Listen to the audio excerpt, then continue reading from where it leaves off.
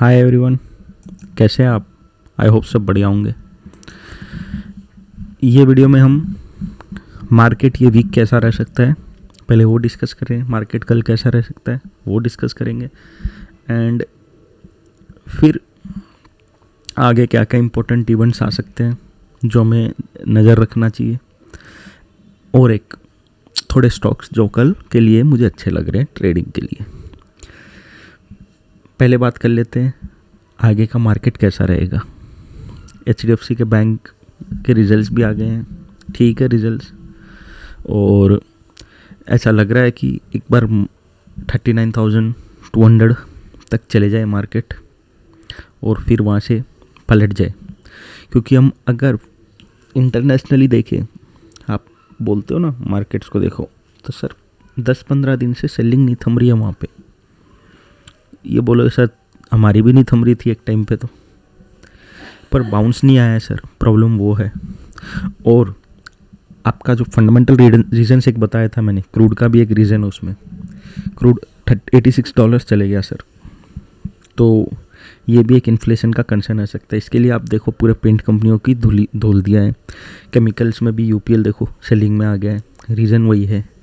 और अब आगे क्या लग रहा है? आगे मुझे लग रहा है सर कि हो सकता है 1-2 दिन तेज़ी रहे, हो सकता है, ऐसा कुछ भी नहीं है 100%, तो हो सकता है 1-2 दिन चीज़ तेज़ी हो, फिर एक प्रॉफिट बुकिंग आ जाए। क्योंकि टॉप के लेवल पे एक बार प्रॉफिट बुकिंग आनी है सर, वो भले ही 300-400 पॉइंट की आओ, बट आएगी। हो सकता है एक बार से वापस 960 और 18,000 के लेवल टच कर दे वापस एक बार, और वहाँ से एक रिवर्सल दिखा दे।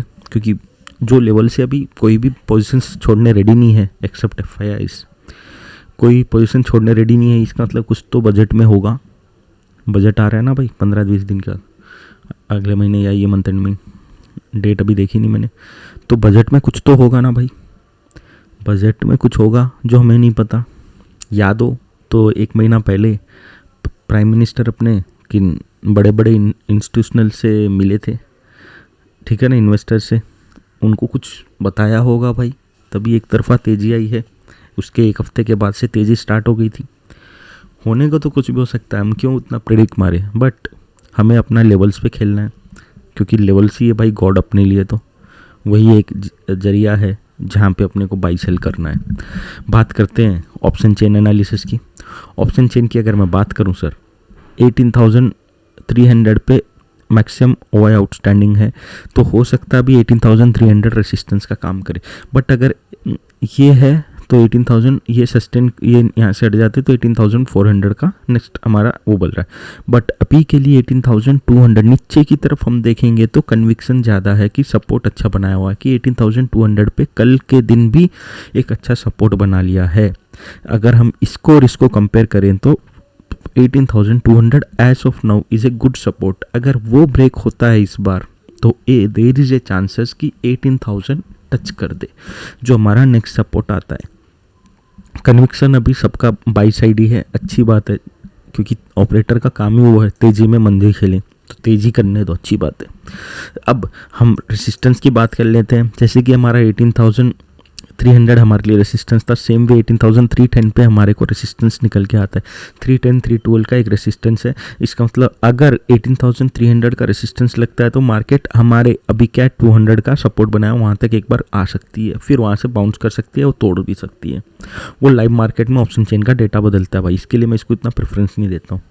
अब ये हो गया 300, अगर वो ऊपर चलता है 310 चलता है 342 एक नेक्स्ट रेसिस्टेंस, ये एक हडल जोन है बैक टू बैक, तो ये एनी जोन से पलट सकती है। रीज़न क्या है? मार्केट एक बार तेज़ी तो दिखाएगी भाई, अब एक बार अब, क्योंकि जो तरीके से कल पुल बैक आया है लोअर लेवल से, इसका मतलब ये एक बार और तेज़ी दिखाएगी और फिर ठंडा पड़ेगा मार्केट।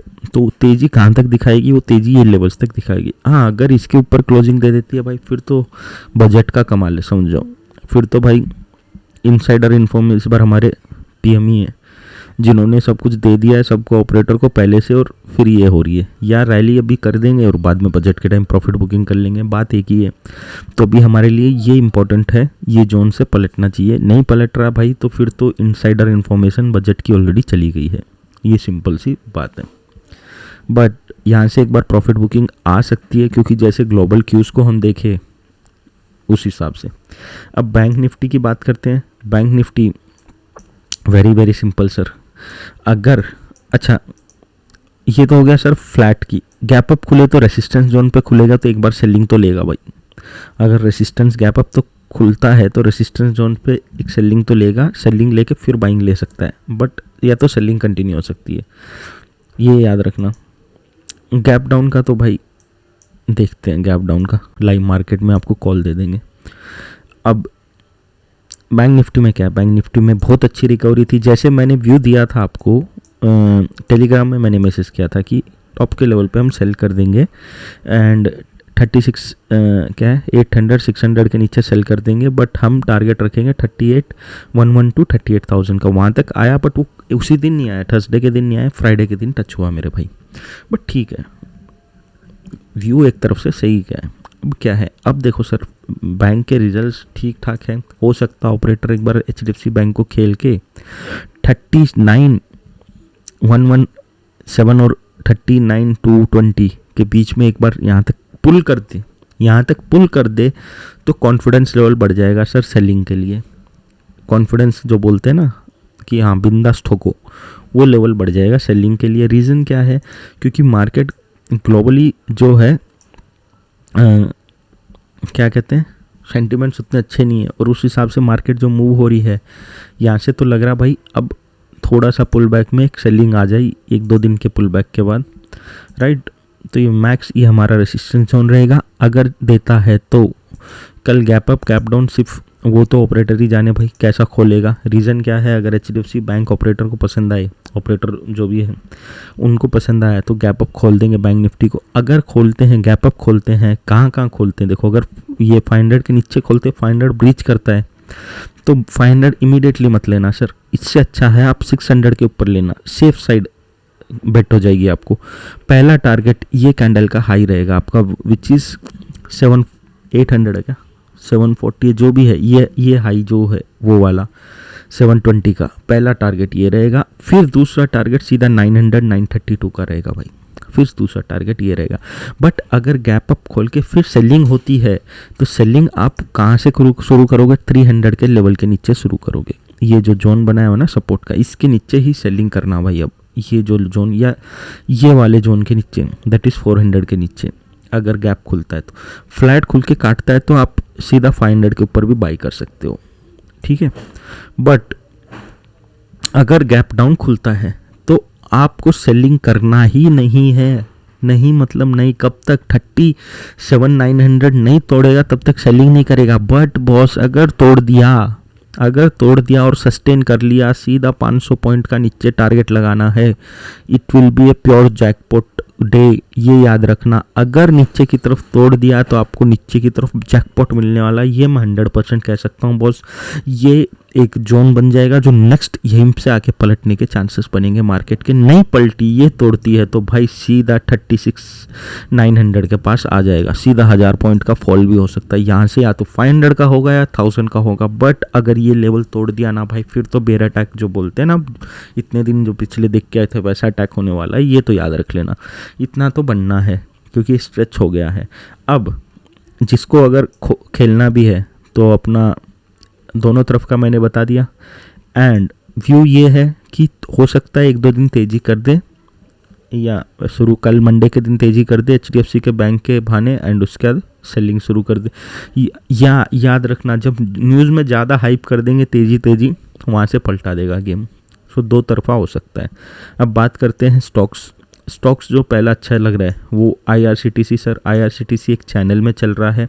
अब ये कल मैंने आपको दिया भी था टेलीग्राम में भी, और हमने थोड़ा जल्दी ले लिया था सर, हमने कहीं ले लिया था एंट्री 875 के पास ही।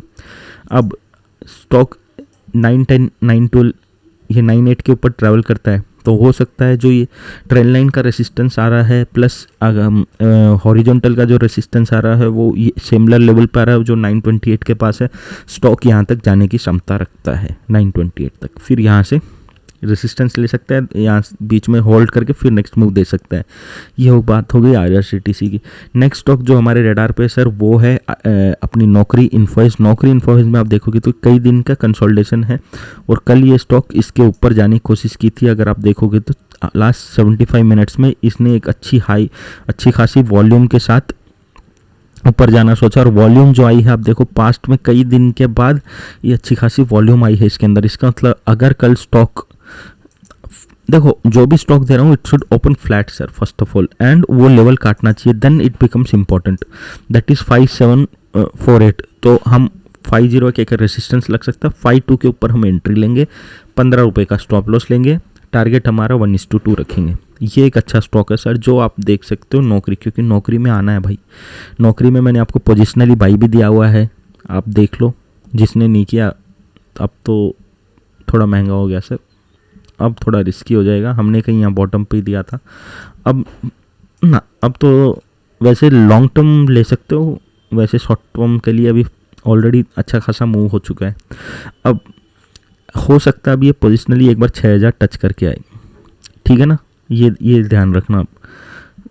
पर कल इसके लिए अच्छा है ये ट्रेडिंग, क्या पता ये अगर कल सस्टेन हो जाए तो एक 6000 का टच कर ही दे कल, ठीक है। नेक्स्ट स्टॉक जो है हमारा TCS है। TCS अगर किसी को याद हो तो मैंने दिवाली पिक पे 3492 पे मैंने बोला था आप बाई कर लो। अब वहाँ से सर एक तरफा अभी 4000 पे आ गया है। अब 4000 तो आ ही गया, प्लस जिन्होंने बाई किया होगा उनको बाई बैक का फ़ायदा हो गया होगा भाई, राइट।